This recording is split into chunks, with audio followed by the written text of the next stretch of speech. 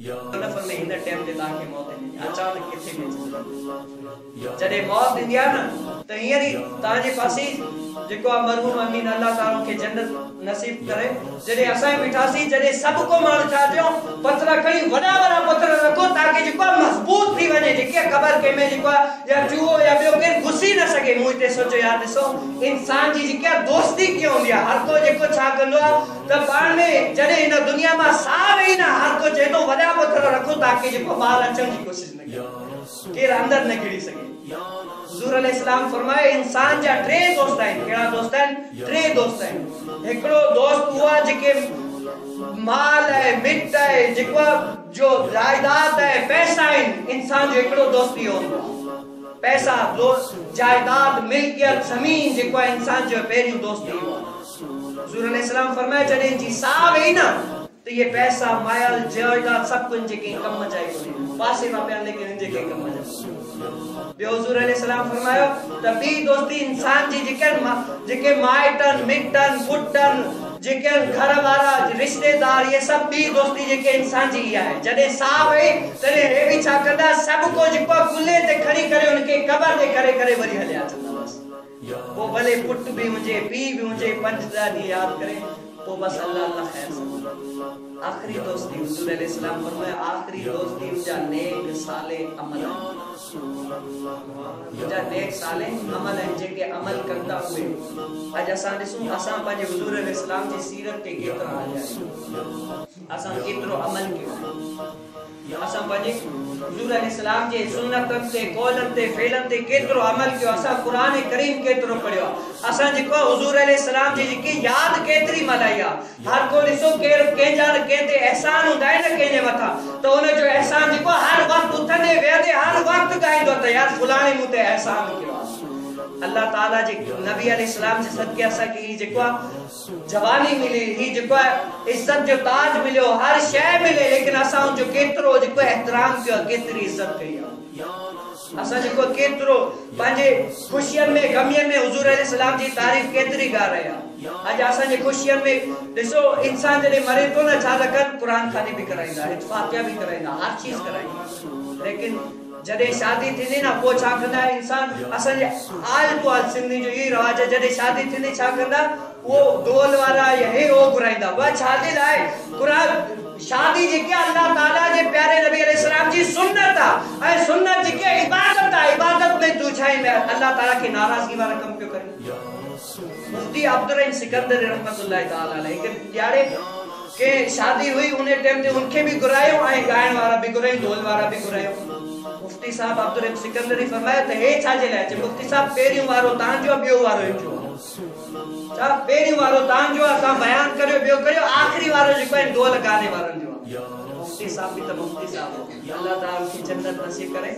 मुफ्ती साहब जो मुखे जेको उन गायन मान सा थोड़ो गड व्यारियो उन सा हाल हवाल करन तो चाहे जे छा जे लाए बस जी गड व्यारियो जडे व्यारियो तो सा खुश खैर क्यों जे बुधायो गायन वारा किया ढोल वारा खुश है खैर है जे हवा की जे माशाअल्लाह वो जेके सामू एटा जे गुराए जे बुधायो भले ढोल वारा गाने में इज्जत वारा आइन या ना आइन जे माशाअल्लाह इज्जत वारा जी न्याणी में त ढोल वजन हेठ मथे करनी को एडा इज्जत वारा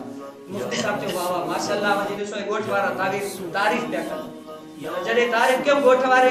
तारीफ के वो ढोल वारे जी बुधाए ढोल वारा एक गोठ वारा भी इज्जत वारा आइन या ना आइन जे हां वाकई इज्जत वारा जे अच्छा कोई गोठ वारा इज्जत वारा तोके जेको पानी न्याणी में छरी तू भी इनके न्याणी में पानी छड़ बोला ना हम के छरी असा जे न्याणी में ए चला असा जे न्याणी में अचे के दा सकन तो वो मुफ्ती साहब जो हे दिसो अमा के जेको मुसलमानो ढोल वाले केतरा शर्म जे केतरा जेको शर्म महसूस था कर पाजे न्याणीन जे अंदर ढोल वाला न था चली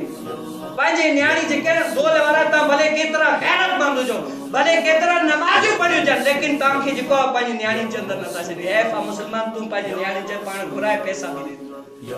असा जो हाल है जीवा हुजूर हजरत बुलोना अल्लाह ताला जे प्यारे नबी अलैहिस्सलाम जैसा कलमो पढ़ियो हर शे पढ़िया तो उन ताई पूछो ना तब अल्लाह ताला जे प्यारे नबी अलैहिस्सलाम जरे जेके शादी थी या के या के थी या पूछो ना जरे इंसान पैदा तो थे छादा कर अब मौलवी साहब अचो इनके आजान कन में जो आजान दे जदे वदो थे मौलवी साहब इनके कुरान पाक पढ़े मौलवी साहब हाने ता वजातियो हाने मुसल्ले ते भी हाने नमाज पढ़े मौलवी साहब नमाज भी पढ़े इनका पोचा इनके वाले के फातिहा दे मौलवी साहब फातिहा भी दे सरी या के इंतकाल के मौलवी साहब हाने जनाजो भी पढ़ा सब कर मौलवी साहब दे लेकिन इन टाइम ते जेको आयो आयो कियो जेको गाय रही असा मुसलमान होने जे नाते इंसान दिसो मुसलमान जेको न हुजूर अलैहि सलाम जी सीरत ते हर शय ते हुजूर अलैहि सलाम जो जेको इंसान के दिसे न दिसे मोहम्मद अरबी जा गुलाम इंसान मुसलमान जी सीरत ता यो मानू के दर्श मिले ता ए जे कन वाकई मुसलमान है असा जे इलाकन में एतरा ता जना हर को मौलवी बेड़ने असा पाण त जो हर को मौलवी भी कोने हा आज के ईमान बचाने वाला घटे ईमान जेके सख्त करन वाला ही हर के जेके मौलवी भी एड़ा कोने ताजे इलाके में जेके हियर दिसो पूरा स्टाफ का परे अल्हम्दुलिल्लाह उते असा भी आयो केतरे एतरा मौलवी जेके बारन के बच्चन के असा जेको खराब करन ते लगा पे हियरी ताजे अल्हम्दुलिल्लाह जेको अध घंटो पूरो असा ने उनसा गाल जो अध घंटो पूरो वेट थी निकली हां असा ने बारन के जेको खराब करन जे हर चीज दुआ नमाज के बाद जेको दुआ कोने ही कोने वो कोने सब कुछ कोने उनन के कढण वारो के रहे ताई कढण वारो अगर उनन के चलो असा मुसलमान गैरतमंदन ए हो सिर्फ डाल रखी जेको है डालन दे जेको जोर है लेकिन वो जे मैं गाल करा जे समझा जे ताजा मुसलमान तो हो जे के गाना पे वजे ताजा जे के पासे वाला छा त करे मजारन ते सजदा पे कर असा जे के गलत दमता मन के त पांजो जाहिर जेको सवारियो हर शय ते पंजी सुन्नत मुस्तफा नजर अचे अगर शादी थे तो हुजूर अलैहि सलाम जी जेके सीरत ते थे बुधायो हजरत सैयदना अम्मा आयशा जी शादी की थी हजरत सैयदा फातिमा ज़हरा रदियल्लाहु ताला जी शादी की थे अंबिया किराम जो वडा जेके अंबिया अलैहि सलाम या वो असा जा दर्श छडेवा जिया हो कंदे वे असा के भी इए ही करन वा लेकिन असा छा वो बुधायो गैर मुस्लिम असा में छा फर्क है गैर मुस्लिम नमाज कोन ता पढ़न असा मुसलमान भी तेड़ा नमाज मत पढ़न गैर मुस्लिम दाढ़ी कोन ता रखन असा मुसलमान भाई ते दाढ़ी कोन ता रखन गैर मुस्लिम कूड़ जेको जिना चोरी सब कुछ करता असा मुसलमान भी करता हर शय करता वो असा के पान के बदलन असा पंज जाहिर बातिन सब सुन्नत मुस्तफा जने के दूरा का शख्स के दिखे ना तो ही जे वाकई मोहम्मद अरबी जा गुलाम हेड़ा अल्लाह ताला सा दुआ है तो जेको को चयो पंज पाक बारगे में कबूल फरमाए ए पंजी शादियन में कमियन में जेको कुरान करीम जी तालीम पढ़ाए कुरान करीम पढ़ायो त या जेकी शादी भी आबाद होंदी ए जेकी दोलन वारी आ होंदी माजरत सा सा इलाई केस दिठा भी नहीं है इन आने दिठे वाली गाल कोने असा ने जेकी सिंधी छा पेरी चंदा ही कम खादे वारो कम तोते देगी वारो कम तोते फलाना ही जेको रागे वारे जेको उनके दोल वारे के गुलाम तो के कम वो पूरो एकड़ो जेको जिम्मेदारी उनके दे छे कोई उन्हें टाइम ते आखिरी टाइम मौलवी साहब जेको अच्छा वो निकाह पढ़ाए उन्हें टाइम निकाह पढ़ाए वो बस मौलवी के दे बाकी जे मैं पैसे दी बारी या उनके लुटान दी बारी सब कुछ हो जेके डोल वाला चंदा खड़ी आ तो पांजी शादियन के बेन के सबके आबाद रखो सो मुसलमान जेको वो वडो गैरतमंद है पांजी न्याणी में हजरत सैयदना फातिमा ज़हरा रदियल्लाहु ताला फरमाइता त कल बरोज़े क़यामत जेको फातिमा ज़हरा जने महशर जो मैदान होंदो उन्हें टाइम ते भी जेको बाप पर्दा जेको विधि फरिश्ते जी अख भी कोन फातिमा ज़हरा फरिश्तो भी फातिमा ज़हरा के दिसी कोन सकदो एतरी बाप पर्दा असा बने न्याणिन के दिसो केजे सामू छडीना असा मुसलमान है असा जी जेके न्याणी हजरत सैयदा फातिमा ज़हरा रदियल्लाहु ताला जे पेरे कदम ते हले या इन फैशन जे इनन जे कर में ते हले